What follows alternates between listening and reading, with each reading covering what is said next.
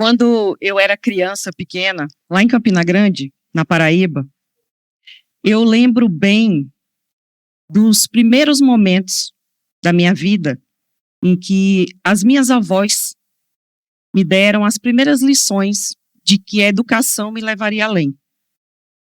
Eu lembro de estar na casa da minha avó Nenê, que é Dona Maria, com o meu avô Zusa. E lembro de um diálogo entre eles. Ele diz assim, Nenê? E ela diz, oi Zusa, cadê meu chapéu? E ela pergunta, tu já vai sair? Aí ele diz assim, cadê minha camisa branca? E ela fala assim, tu já vai beber, Zusa? E se faz um silêncio. E ela, da cadeira de balanço, olha para mim e diz assim, minha filha, você estude. Estude muito na sua vida, para nunca depender de ninguém. Agora a Maria é outra. É a Maria dos Anjos, a mãe do meu pai, com seu Inácio, o pai do meu pai. E um diálogo me marcou até hoje. Maria, oi Inácio, traz a menina para tomar café, que já está pronto. Vamos arrumar o cabelo dela para ir para a escola. E nessa época eu tinha cabelos longos, cacheados. Eu lembro deles me sentarem na mesa da cozinha, cada um com um pente, com uma bacia d'água, molhava o pente e fazia os cachinhos no meu cabelo para ir para a escola. E nesse momento a minha avó, me arrumando, diz bem assim, minha filha, você é linda. Que cabelos bonitos você tem. Você vai ser doutora quando você crescer. Porque para ela ser doutora era alcançar o máximo da carreira na vida. Você vai ser doutora quando você crescer. E me dizia assim, mas para isso você tem que estudar muito. Para isso você vai ter que estudar bastante. E foi assim, cada uma à sua maneira, cada um a partir da sua perspectiva, me ensinando o poder da educação. Que eu podia ser o que eu quisesse, eu podia alcançar o que eu quisesse, desde que eu estudasse muito. E eu cresci acreditando mesmo que eu podia estudar e me tornar doutora. Mas eu sonhei muito ao longo da minha carreira. Mas eu sonhei e planejei. Porque eu entendi que ao mesmo tempo em que eu podia ser quem eu quisesse, era preciso planejar para chegar onde eu queria chegar. Então eu entendi que sonhar é preciso, mas planejar e trabalhar torna a realização do sonho ainda mais preciso.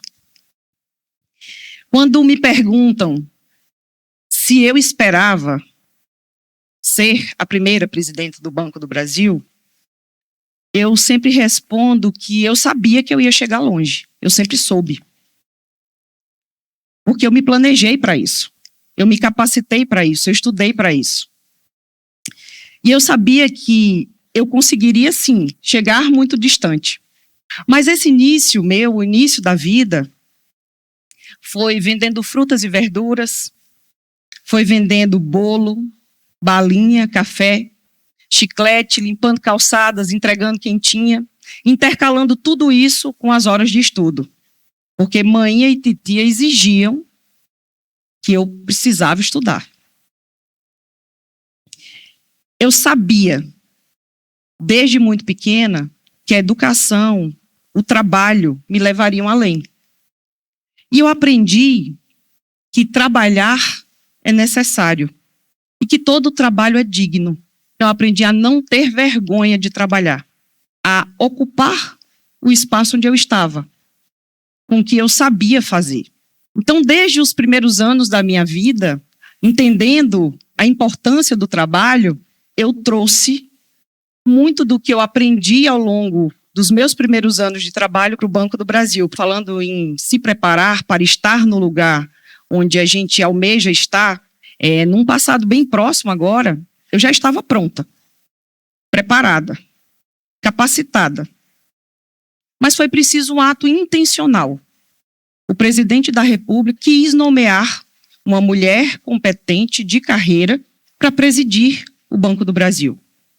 Então, foi preciso estar preparada, foi preciso me capacitar, foi preciso planejar essa carreira, mas mais que isso, foi preciso um ato intencional para me tornar CEO do Banco do Brasil. E foi assim, com a ajuda da família, trabalhando, estudando, caminhando, crescendo de função em função, que eu cheguei onde eu estou hoje.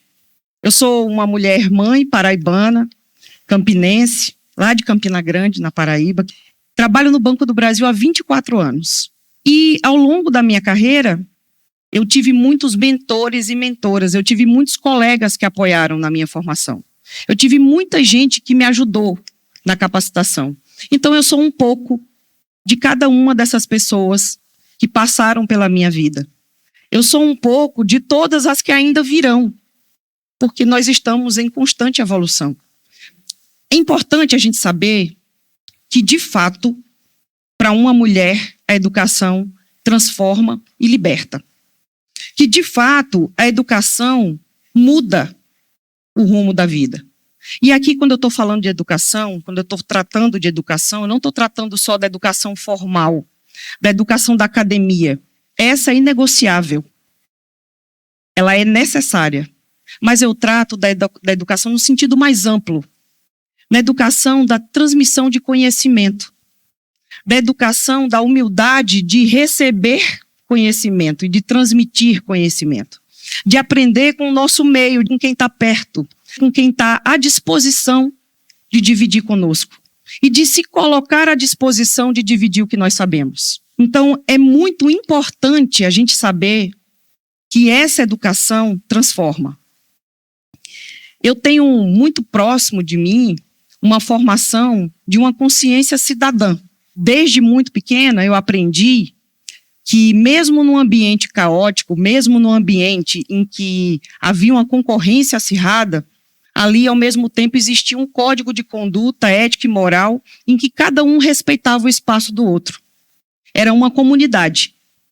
O que fosse necessário, a gente tinha condição de aprender ali uns com os outros. Então, essa necessidade de entender o espaço que você ocupa, mas que esse espaço que você ocupa depende de respeitar o espaço do outro também é necessário. E isso que eu aprendi ao longo da minha vida, eu utilizo nos dias atuais. Eu utilizo na gestão nos dias de hoje. E eu acredito muito que o exemplo arrasta. O exemplo arrasta. Pode parecer clichê quando a gente fala que exemplo arrasta, mas o exemplo arrasta. A conquista de uma mulher, ela é possível porque muitas outras abriram caminho. Porque muitas outras vieram antes de nós.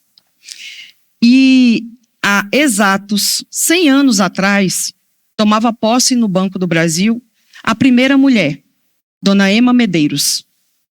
A Dona Ema Medeiros, ela abriu caminhos para que hoje mais de 30 mil colegas estivessem no Banco do Brasil. Para vocês terem uma ideia do pioneirismo de Dona Ema, ela entrou no Banco do Brasil antes mesmo das mulheres poderem votar no nosso país. E é interessante, aqui tem uma imagem também da nossa colega Celeste, lá em Juiz de Fora. Quantas de nós já não estivemos num fórum assim? Aqui tem exatamente 100 anos, gente. E o que é interessante é o seguinte, é que quando a gente fala do pioneirismo de Dona Ema, é importante a gente lembrar que há 100 anos atrás, exatos 100 anos atrás, ela toma posse no Banco do Brasil, abre espaço para outras mulheres, e ela vem numa época em que a gente não podia votar, nós não podíamos estudar, nós não podíamos trabalhar só com autorização do marido, nós não podíamos frequentar espaços, e isso só foi possível porque muitas, antes de nós, abriram esses caminhos. Então, aqui um agradecimento muito especial à dona Ema, que é a pioneira no Banco do Brasil e que abriu esse caminho para nós. Mas olha que interessante, 100 anos atrás, o Banco do Brasil tinha 115 anos.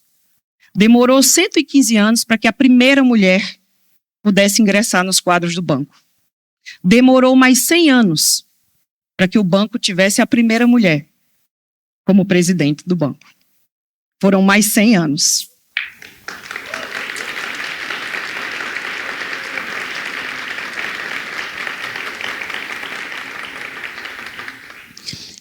E aí, o que é importante? É que no momento em que a gente ocupa esses espaços, a gente entenda que não pode demorar mais 100 anos. Eu não posso demorar mais uma centena de anos para o próximo passo. E por isso que logo no ato da minha posse, eu trouxe comigo pela primeira vez no Conselho Diretor do Banco do Brasil mais 3 mulheres.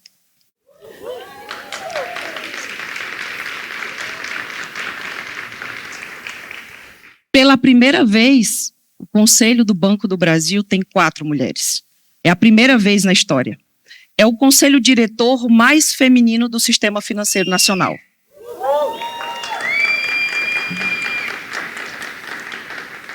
Gente, mas essa construção é coletiva. Não é possível que ela aconteça se nós não percebermos que é necessário que essas mudanças sejam implementadas. Que é necessário que a gente olhe ao redor e, de forma intencional, a gente haja. Não é possível. E aí não é trabalhando homens contra mulheres. É homens e mulheres na busca por equidade. Porque equidade é necessário. Nós somos metade da população. Então, nada mais justo que ocupemos metade dos espaços, ao menos. E essa luta, ela é diária. Em muitas situações, é solitário. Ser mulher num espaço de gestão. Ser mulher numa função de liderança. Então, é preciso que a gente traga cada vez mais e mais mulheres para não estarmos sós. E aí, me perguntam sempre por que eu coloquei a diversidade no centro da gestão. Hoje, a diversidade é o centro da gestão do Banco do Brasil. A diversidade ela é necessária porque traz resultados mais sustentáveis. Diversidade torna a sua empresa mais longeva. Diversidade traz consciência para as pessoas. Diversidade em todos os aspectos. De gênero, de raça, de orientação sexual, de idades. Porque é necessário. Então me perguntam, por que o Banco do Brasil tem apresentado resultados tão robustos? Resultado do trabalho deste Conselho Diretor. Eu digo sempre que é necessária evolução conjunta. A gente não tem como evoluir se não estiver junto. E aí, dividi uma curiosidade com vocês.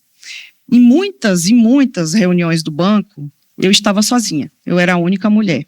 Eu olhava antes a lista da reunião e quando eu estava sozinha, eu ia lá e convidava outros colegas para irem comigo. Bora, Larissa, bora, Ana Laura, bora. Tá, qual é o assunto? Não importa, chega lá, vocês descobrem. E a gente se representava, se fazia representar. Estávamos ali mais mulheres naquela reunião, porque é preciso se fazer representar. Essa imagem é a da Cris, que é a primeira mulher superintendente negra do banco.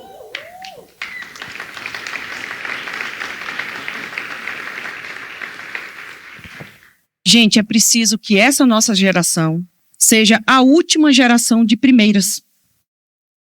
É preciso que a gente abra caminhos de fato, como todas as pioneiras que vieram antes de nós, para que essa seja a última geração de primeiras.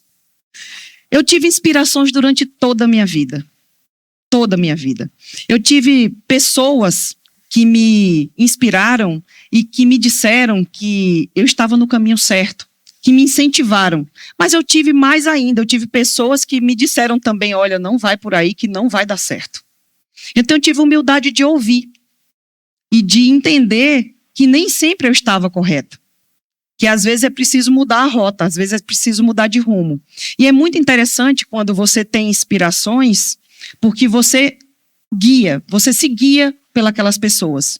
Mas eu vou dizer para vocês, a responsabilidade aumenta muito quando a inspiração passa a ser você. Quando você passa a representar, a responsabilidade aumenta muito. Mas vale a pena. Eu ouço, por exemplo, Tassi, muito obrigada por você usar tênis. Muito obrigada por a gente também poder trabalhar de forma confortável. Ela é uma das minhas inspirações. Então, gente, é preciso evoluir continuamente, é preciso a gente entender que os nossos espaços são nossos, que a gente não tem que reduzir o nosso espaço para caber no de ninguém, que não é preciso reduzir o seu espaço para caber no do outro, mas é preciso entender que espaço você ocupa. É preciso entender que espaço é seu nesse mundo, é preciso se conhecer, é preciso ter autoconhecimento. E aí eu gostaria de deixar aqui para vocês alguns ensinamentos muito básicos que eu aprendi ao longo da vida e que eu levo comigo de forma muito simples. Se você não sabe algo, descubra quem sabe e aprenda. Não tem problema nenhum não saber. A gente não precisa estar 100% preparada para se candidatar às posições. A gente precisa se jogar. A gente precisa ir lá. A gente precisa se candidatar. E dizer que a gente quer. Porque se a gente não for, ninguém vai saber. Não tenha medo. Vá. Vá. E se tiver com medo, vá com medo mesmo. Eu vim para cá com medo mesmo hoje. Mas tem uma coisa que eu aprendi desde muito cedo, e essa eu pratico todos os dias. Não seja mediano. Não seja mediano. Não seja medíocre. Seja muito bom, excelente, maravilhoso, ou seja muito ruim. Sabe por quê? Se a gente estiver ali pelo meio, ninguém enxerga. Se eu estiver numa situação muito ruim, alguém vai ajudar. A gente vai ter ajuda. Se a gente for excelente, a gente vai servir de inspiração para os outros. Mas se a gente for mediano, a coisa fica muito difícil. Você não vai ser enxergado, a vida é morna. E não dá para viver morno. Se a minha avó estivesse hoje comigo e ela chegasse lá na minha sala, que ela dizia assim, olha, quando você crescer, eu vou chegar lá no seu consultório e vou dizer assim, eu vim falar com a doutora Tarciana. E aí a recepcionista ia dizer para ela assim, a senhora tem hora marcada? Ela dizia, não, eu não preciso, eu sou a avó de doutora Tarciana. Então hoje, eu fico muito feliz, porque se ela precisasse chegar a me visitar na sala da presidência do Banco do Brasil, ela não precisaria de hora marcada. E ela entraria ali e perceberia que tudo que eu aprendi ao longo da minha vida, toda a minha formação, todo o esforço que as minhas Marias, as minhas tias e as minhas avós tiveram para me educar, resultaram em uma mulher livre, atuante e que chegou onde quis chegar. E que se tornou quem sonhou se tornar. Muito obrigada.